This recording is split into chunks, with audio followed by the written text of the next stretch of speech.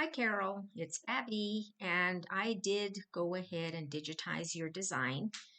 Obviously, the one on the right is the one that you did, and the one on the left is the one that I've just done very quickly. I just want to go over a couple of different things with you, in addition to what I said in my message to you. So, when we look closely at your design here, you can see that you've got lots of very small points. And I know that that was probably part of the original artwork and you wanted to be true to it. But generally, when we are working with points that are this small, and I'm going to turn on my measuring tool, and really what we're looking at here is look how small this space is. In between this point and that point is only 6.5 millimeters about. So that's really close together, and the stitching of it is going to kind of clog up your sewing machine as you're trying to maneuver around all these points. In addition to that, if I turn off my true view, and I mentioned this in the text also, was every time you see these little triangles and these little circles, that means that the machine is going to be triggering a tie-in and a tie-off, which means that if you've got a thread trimmer turned on, your thread's going to cut and it's going to jump to the next little object to start stitching it. And that's problematic for machines as well because it slows down the stitching process, as well as it also can kind of look ugly sometimes when you've got lots of little knots and things going on. All right, so I tried to stay as true to the artwork as I could because I didn't know if your original design was your own creation or whatever. So some of these places here where you've got sharp points, I kept them as sharp points, even though my own inclination was probably to round off these little sections. But I tried to stay true to what you had originally designed here. All right, so let's look at some of the differences. Right now, I'm going to turn on my True View in my software, and I can see that you use this real interesting little embossed fill. That's what we would call it in my program. In mine right here, I just left it as a plain, uh, what we would call a tatami weave, because what I wanted to show you was that your design, even though you've got a nice embossed fill, which made the fill pattern interesting, one of the ways that you can also add some elements to your design is to actually break up that entire red object into separate little pieces. So that's what I did with mine. I'm going to turn off the True View. Okay, so I digitized that big shape first. Then I added in the back part of the wing, and then I did the front part of the wing. And if I zoom in real close in here, you can see where these little overlaps are at? That's part of the pull compensation, pushing and pulling. All of these stitches here where these stitch points are penetrating your fabric, that's going to pull the fabric in. And that is one of the issues that we have with satin outlines covering up all of those pulled in edges. All right, so that's what I did. Went ahead and I broke that into 3 separate pieces. Let me show you how interesting this can actually turn out when we come into our different types of stitch patterns that we might have for our fill patterns. We can change lots of different things. So for example, let me change that one into this little ribbed sort of a look. I'll use the same one there. It's on mine, it's pattern number 20, which doesn't make that much difference to what you're doing. So I've done the same fill pattern here, but I can come into my reshape tool and I can change my stitch angle.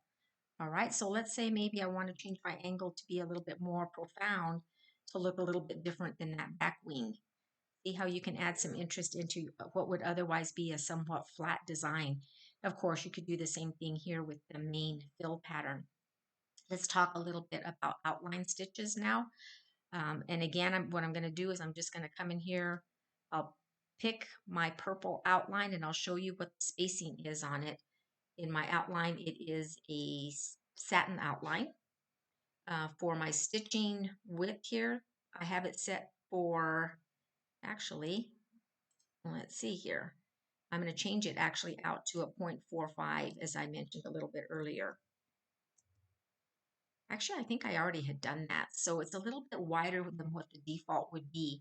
And one of the advantages to that is that then you can make sure that it's going to turn the corners a little bit nicer and it will cover up all of that flat fill that you want to have it covered up with. Generally, I turn off auto split, especially when it's just a short little width like this. For my underlay, This is where you'll see it here. This is where I changed it. I would change it. I would only probably on a small object like this, I would probably only keep an edge run. I would not do any additional underlay on there. I don't think it's necessary for a design this small.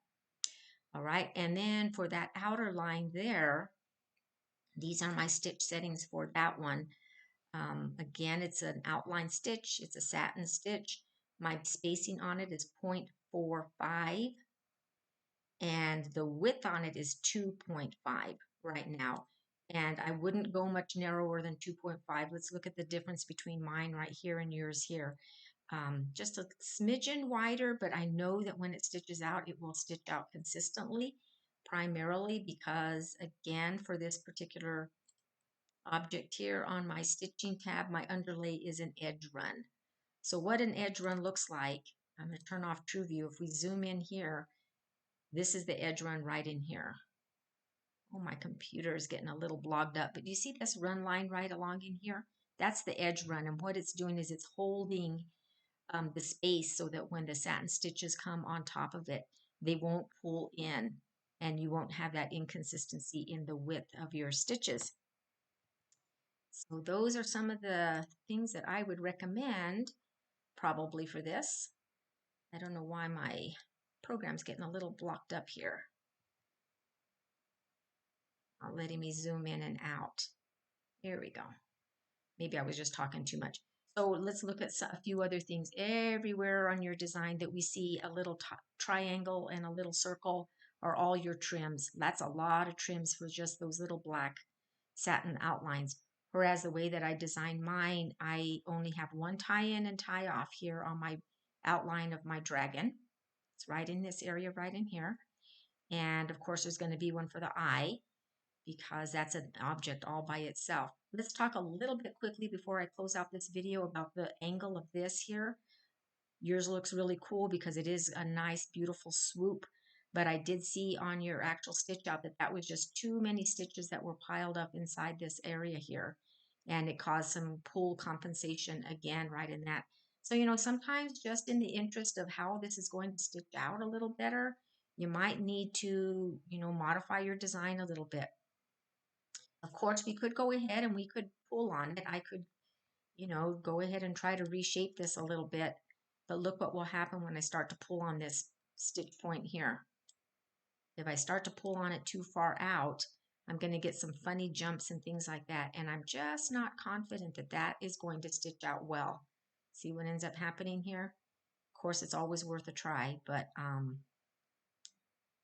I don't know. Anyway, just some of my thoughts about the design. It's a cool design. And again, you know, you can play with a lot of the different stitch properties. I don't know how true to the original artwork you need to be, but those are just some of the ways that you might add some interest. Oh, and then again, of course, you know, I eliminated some of the little sharp points in here. That could be done in multiple different ways. Maybe, let's take a look at this. This is one way maybe you could change that a little bit. Maybe not having them quite so sharp, but I would definitely make less of them because the design is not that big. Your design overall is only measuring what, about 4 inches? Yeah, not even 4 inches, 82.87. That's about 3 3/4 inches across. So not very big. That's a lot of stitches to pile up and to get a lot of small detail in that amount of space. Okay, that's it for now.